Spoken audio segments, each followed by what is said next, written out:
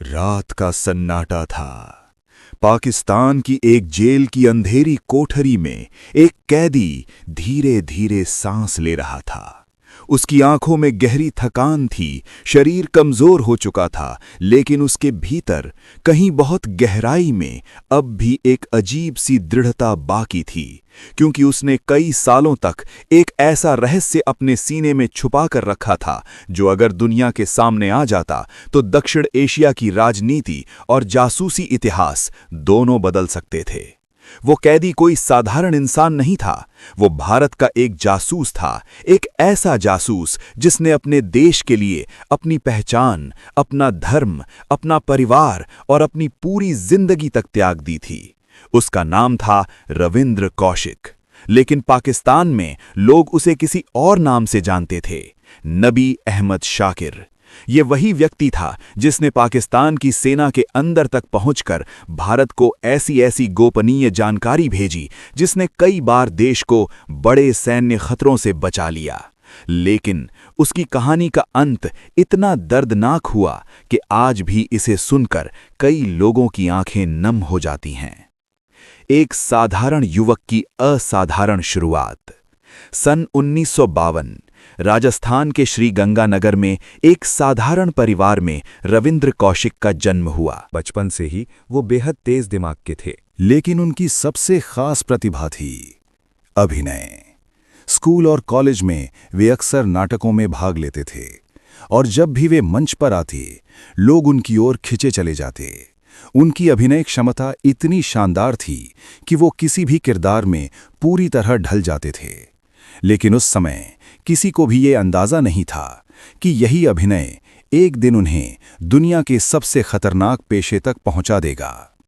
वो दिन जिसने सब बदल दिया। सन 1973 में एक राष्ट्रीय स्तर के नाटक समारोह में रविंद्र कौशिक ने एक देशभक्त सैनिक की भूमिका निभाई।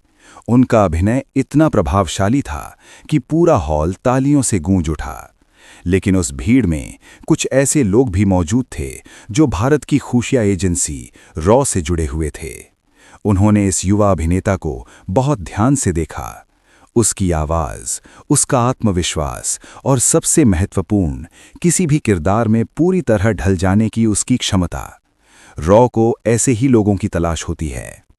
कुछ ही समय बाद रविंद्र कौशिक को गुप्त रूप से संपर्क किया गया। उन्हें बताया गया कि देश के लिए एक बेहद महत्वपूर्ण मिशन है, लेकिन यह मिशन ऐसा था जिसमें लौट कर आने की कोई गारंटी नहीं थी। एक नई पहचान की शुरुआत। रॉ ने रविंद्र कौशिक को दिल्ली बुलाया।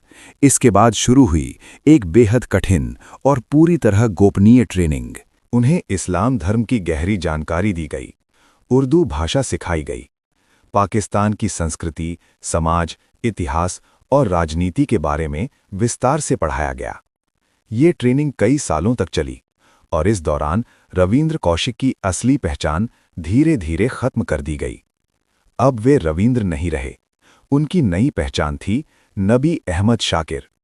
उनके सभी दस्तावेज नए बनाए गए, उनका पूरा अतीत बदल दिया गया। यहाँ तक कि उन्हें इस तरह प्रशिक्षित किया गया कि अगर कोई उनसे उनकी पहचान के बारे में पूछे तो वे बिना किसी हिचकिचाहट के अपनी नई पहचान के साथ पूरी कहानी सुना सकें। अब मिशन का सबसे खतरनाक हिस्सा शुरू होने वाला था। पाकिस्तान की धरती पर सन 1975 में रविंद्र कौशिक को पाकिस्तान भेजा गया।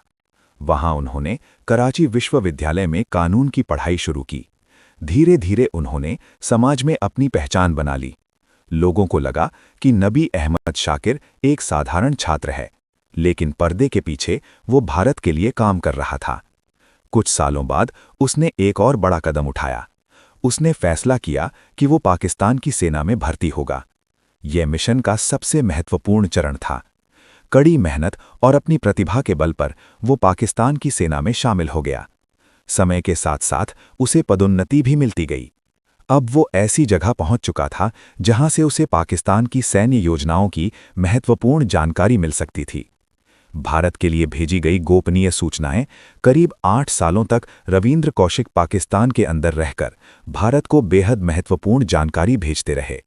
इन सूचनाओं में शामिल थे सैन्य तैनाती, रणनीतिक योजनाएं और कई संवेदनशील गतिविधियां। कहा जाता है कि उनकी दी गई जानकारी की वजह से भारत कई बार बड़े सैन्य खतरे से पहले ही सावधान हो गया। उनकी सफलता इतनी प्रभावशाली थी कि भारत की तत्कालीन प्रधानमंत्री इंदिरा गांधी ने उन्हें एक विशेष नाम दिया, ब्लैक टाइगर। ये सम्मान किसी भी जासूस के लिए अत्यंत दुर्लभ माना जाता है। लेकिन हर जासूसी कहानी में एक ऐसा मोड़ आता है जो सब कुछ बदल देता है, और रविंद्र कौशिक की कहानी में भी वो मोड़ आने वाला था। एक छोटी गलती और सब खत्म। सन 1983 में भारत से एक और एजेंट पाकिस्तान भेजा गया। उसका काम था रविंद्र कौशिक से संपर्क बनाए रखना, लेकिन दुर्भाग्य से वो एजेंट पकड़ा गया। पूछताछ के दौरान पाकिस्तान की खुफिया एजेंसी ISI को कई महत्वपूर्ण जानकारी मिल गई। धीरे धीरे शक की सुई नबी अहमद शाकिर की ओर घूमने लगी और फिर एक दिन उसे गिरफ्तार कर लिया गया। अब तक जो व्यक्ति पाकिस्तान की सेना का अधिकारी था, वो अचानक एक संदिग्ध कैदी बन गया। कठोर पूछताछ और मुकदमा। गिरफ्तारी के बाद रविंद्र कौशिक से लंबी पूछताछ की गई। उन पर जासूसी का आरोप लगाया गया। सन 1985 में उन्हें अदालत में पेश किया गया। मुकदमे के बाद उन्हें मौत की सजा सुनाई गई, लेकिन बाद में इस सजा को आजीवन कारावास में बदल दिया गया। इसके बाद उन्हें पाकिस्तान की विभिन्न जेलों में रखा गया। बीमारियां, अकेलापन और लगातार मानसिक दबाव। लेकिन इन सब के बावजूद उन्होंने कभी अपने मिशन या अपने देश के प्रति वफादारी से समझौता नहीं किया। जेल से लिखे गए पत्र। जेल में रहते हुए रविंद्र कौशिक ने अपने परिवार को कई पत्र लिखे।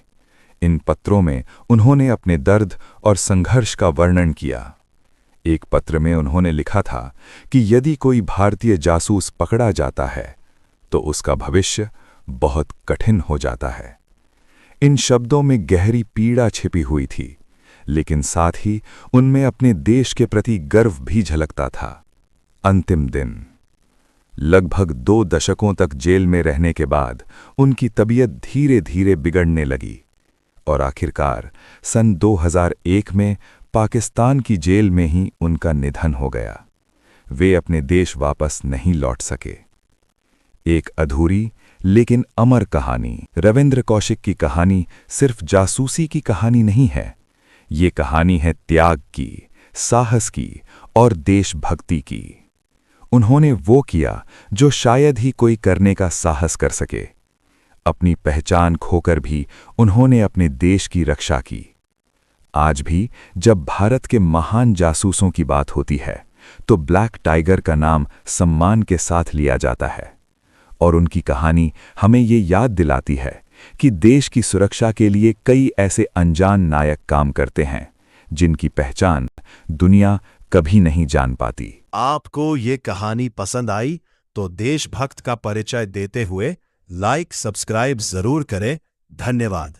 ये वीडियो सिर्फ मनोरंजन के लिए है।